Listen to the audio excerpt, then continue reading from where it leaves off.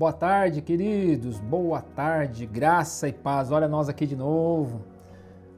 Glória a Deus, glória a Deus. Como o Senhor tem sido bondoso e amoroso para conosco, não é verdade? Como esse nosso Deus tem sido maravilhoso para conosco. Você já parou hoje e você já pôde agradecer ao Senhor? Obrigado, Senhor, porque o Senhor decidiu mais uma vez me abençoar com o dom da vida. Você já fez isso hoje? Você já agradeceu a Ele pela vida? Você já agradeceu a Ele pela sua casa, pela sua família? Você já agradeceu ao Senhor pelo ar que você sabe que nós estamos respirando? Já agradeceu ao Senhor pelo seu trabalho? Já agradeceu ao Senhor pela vida que Ele te deu neste dia? Se não agradeceu, agradeça agora. Vamos falar com o Senhor?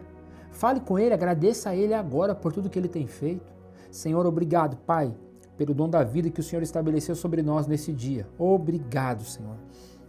Mais uma vez é o Senhor decidindo nos abençoar com a vida poderosa e soberana que vem do Senhor sobre nós. Obrigado por isso, Pai. Nos dê um dia de bênção, um dia de paz, de alegria e nos abençoe, Pai, mais uma vez nesse momento do Vem pro Cenáculo, em nome de Jesus, em nome de Jesus. Amém. Amém, queridos? Olha, não esqueça, hein?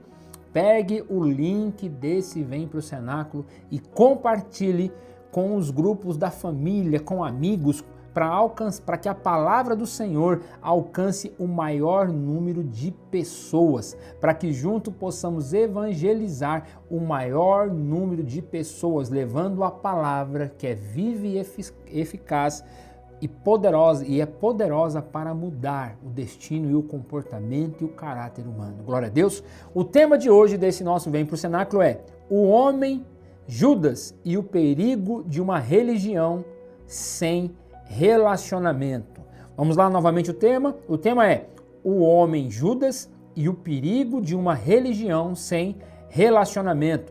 O texto que nós iremos caminhar sobre ele está lá em João, capítulo de número 17, e o versículo 3, que diz assim: e a vida eterna é esta, que te conheçam a ti só, por um único Deus verdadeiro, e a Jesus Cristo, a quem enviastes. Senhor, obrigado pela sua palavra que tem sido transformadora, Pai, sobre nós, nas nossas vidas, na nossa casa, na nossa família. Obrigado por isso, Senhor.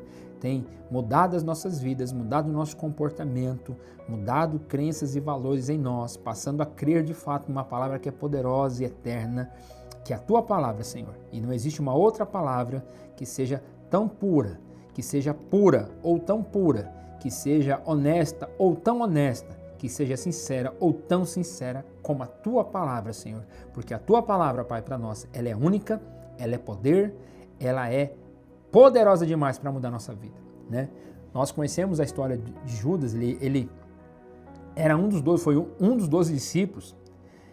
Eu quero convidar você para nós entrarmos nesse assunto aqui e entendermos, sabe, fazer aquela analogia sempre com a nossa vida. Para, sabe, nós começarmos a dizer assim, o que nós estamos fazendo na nossa vida, né? O poder que a vida nos traz em relação a esse alerta. O que podemos aprender com a vida de Judas? O que nós podemos trazer para nossas vidas com o comportamento e com a escolha de Judas?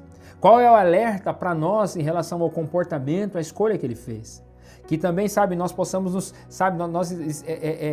nós possamos nos aproximar, nós também estamos próximos de Jesus pela igreja. Nós precisamos entender, estamos próximos de Jesus pela igreja, mas através do relacionamento ou através da religião. O primeiro ponto é, quem era Judas? Vamos lá? Sua posição, Judas era um tesoureiro. Judas está lá escrito em João, capítulo 12, versículo 6, demonstrando confiança dos outros discípulos. Ele era uma pessoa de confiança, né? A sua aparência, aqui vamos lá, a sua aparência, provavelmente ele não era distante ou isolado, pois ninguém suspeitou dele durante a última ceia.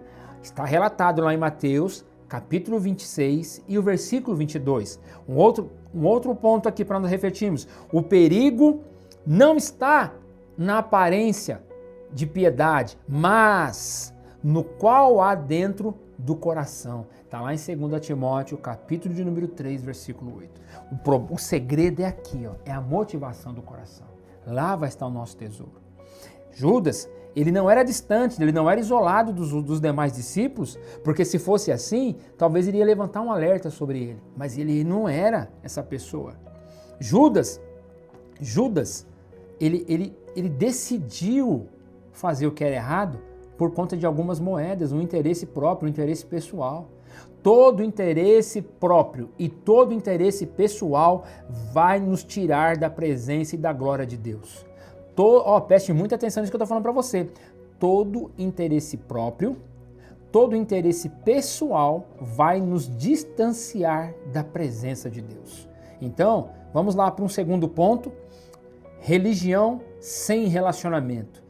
Viu Jesus, mas não o conheceu. Judas presenciou milagres, ouviu sermões poderosíssimos demais, mas seu coração permaneceu como endurecido.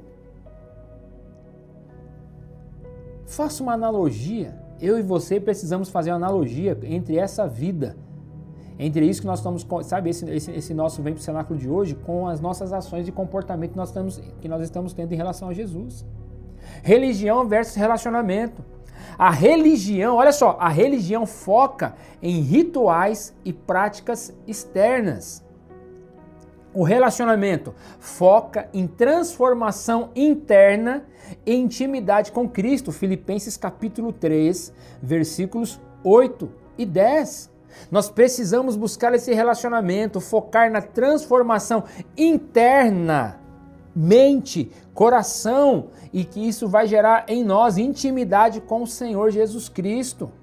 Um exemplo de Maria, irmã de Lázaro. Enquanto Judas criticava o ato de unção, o que acontece? Maria demonstrava um amor genuíno. Olha só a diferença. Está relatado lá em João, capítulo de número 12, do versículo 3 ao 6. Enquanto um critica, o outro demonstra o quê? Um amor genuíno. Nós precisamos entender que as nossas escolhas vão definir quem nós somos e aonde nós queremos chegar. O terceiro ponto, o papel de Judas e o alvo de Satanás. Olha a comparação. O papel de Judas e o alvo de Satanás. Faça uma analogia, como têm sido os seus comportamentos e as suas escolhas em relação a isso que nós estamos compartilhando aqui. Satanás encontrou uma terra fértil, encontrou um terreno fértil. João capítulo 13, versículo 2, nos mostra que o diabo havia colocado no coração de Judas a ideia de trair Jesus. A mente vazia, um coração vazio, é oficina do capeta, é oficina do demônio. Encha a sua mente, o seu coração com as verdades absolutas. Não fique, momentos do dia, a síndrome de Hardla, né? Ó céu, ó vida, será que vai dar certo? Será que eu faço aquilo? Será que eu vou para cá? Será que eu vou acolá? Será que eu oro? Será que eu leio a Bíblia? Será que eu jejuo? Será que eu vou para o culto? Será que eu fico em casa? Ô peste, passa a confiar em Deus. Passe a confiar em Deus.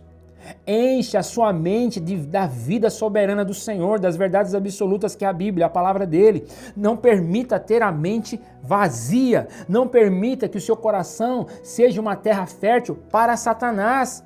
A fragilidade de um coração não firmado. O inimigo busca aqueles que estão perto da luz, mas distantes do calor dela. Olha só. O inimigo sempre vai buscar aqueles que estão perto da luz, mas aqueles que estão distante do calor que ela gera. Fique atento. Não basta só frequentar um culto porque eu me sinto bem. Não basta somente ir para a casa de Deus porque eu me sinto bem. Eu preciso me aliançar com Jesus, ter um fechamento com ele ali, e ficar agarrado nele e dizer assim, daqui eu não saio, daqui ninguém me tira. O que eu quero? Eu quero é Deus. E não importa o que vão pensar de mim. Queira Deus, não permita que o seu coração, que a sua mente seja uma terra fértil para o inimigo. O maior perigo para a igreja não vem de fora, mas de corações não regenerados dentro da própria igreja. Está lá em Atos, relata sobre isso, Atos capítulo 20, versículo 29 e 30. Permaneça no Senhor. O maior perigo da igreja não são aquilo que vem de fora, ou os que vêm de fora, mas são daqueles que estão, mas são de corações que não regenerados, estão dentro dela. Não seja você um traidor, não seja você a receber um título de Judas. O desfecho da vida de Judas. Tome muito cuidado, analisa o homem a si próprio. Remorso e arrependimento teve no coração dele. Mateus capítulo 27, versículo 13 e 5 relata o fim trágico de Judas. Diferença entre Pedro e Judas. Ambos traíram a Jesus de formas diferentes, mas Pedro se arrependeu e foi restaurado. João capítulo 21, do versículo 15 ao 19. Enquanto Judas foi consumido pela culpa sem buscar o perdão. Então não adianta ter remorso no coração. Remorso não gera arrependimento. Remorso não é arrependimento. Remorso gera somente algo momentâneo por uma escolha ruim que vai vir na sua mente, no seu coração, mas quando é amanhã você está praticando tudo de novo. Agora, o arrependimento gera restauração. O arrependimento anula o julgamento dos outros, porque ele recebe agora um juízo eterno, o juízo do Senhor sobre si. O que nós podemos trazer para a nossa vida disso? Um quinto ponto, o chamado ao conhecimento verdadeiro. Examine-se, 2 Coríntios capítulo 13 e versículo 5, diz assim: examinai-vos a vós mesmos se permaneceis na fé, provai-vos a vós mesmo, não é julgar o próximo, mas é olhar para a minha vida mesmo e ver o que eu estou fazendo dela em relação à aliança que eu tenho com Cristo Jesus. Busque a intimidade, não apenas informações, mas busque intimidade com o Senhor. O conhecimento sobre Jesus não é o mesmo que conhecê-lo pessoalmente. Busque intimidade com Jesus. Cultive um relacionamento vivo com Jesus, com o Senhor. Ore, medite na sua palavra, busque a comunhão real com Deus. Salmos capítulo 42, versículo 1 ao 2, que seja, um estilo de vida, ter uma vida de oração, de meditação nas escrituras, de buscar em primeiro lugar o reino dos céus e a sua justiça e crer, acreditar que as demais coisas serão acrescentadas. Onde nós precisamos, qual é a lição que nós vamos trazer para nós? Uma lição aí dolorosa. É possível estar perto de Jesus e ainda assim está perdido. É possível estar perto de Jesus, mas ainda assim está perdido. Que a nossa vida, possa refletir não apenas em um manto religioso, mas um coração verdadeiramente transformado pelo poder de Deus. Se você que está conosco nesse momento aqui do Vem para o Cenáculo, você quer confessar algo para o Senhor, confesse agora, vamos orar. Entregue a sua vida para Ele, reate a sua aliança com o Senhor, deixa Ele ser o Senhor da sua vida, o Senhor da sua casa, da sua família. Pai, eu quero entregar nas Tuas mãos a vida de cada um desses homens e mulheres que estamos juntos nesse momento do Vem para o Cenáculo, Pai, e pedir, transforme as suas vidas, Senhor, para o louvor da sua glória. Reaviva a chama do Espírito Santo no coraçãozinho de cada um deles, Pai. E cada comportamento que desagrada e que desonra, Pai Santo, o Senhor, tira de nós, Senhor, em nome de Jesus. Se as nossas escolhas ruins que têm nos afastado do Senhor, não nos permita vivermos uma vida nessas escolhas, mas, Senhor, derrama sobre nós as suas misericórdias, para que nós possamos, então, para que possa acontecer de fato em nós o arrependimento genuíno e verdadeiro e honesto diante do Senhor, para que de fato possamos ser perdoados, alcançarmos o perdão do Senhor, Pai. Ô Senhor, nos perdoa, Senhor. Nos perdoe pelas escolhas ruins, pelas escolhas erradas, pela anatomia de Judas que talvez tenha incorporado em cada um de nós. Nos perdoe por isso, Senhor, mas nos dê um coração como o de Pedro, errou, negou o Senhor, mas ele decidiu buscar o caminho do arrependimento e a sua vida foi restaurada. Restaure as nossas vidas, Senhor, para o louvor da sua glória, em nome de Jesus, em nome de Jesus.